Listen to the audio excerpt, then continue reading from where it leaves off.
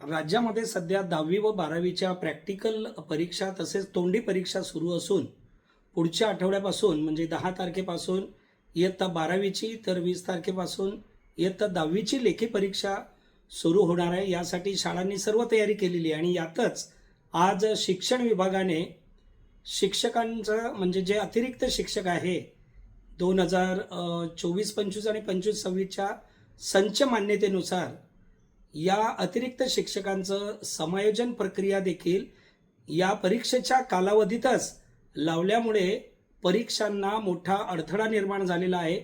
मुळातच 15 मार्च 2024चा संच मान्यतेचा जो GR आहे हा अन्यायकारक आहे।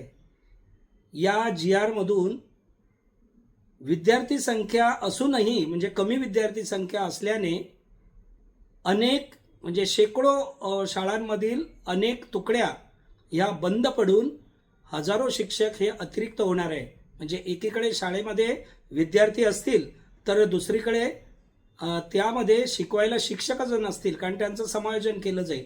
मग या विद्यार्थ्यांच्या गळतीला जबाबदार कोण राहणार आहे?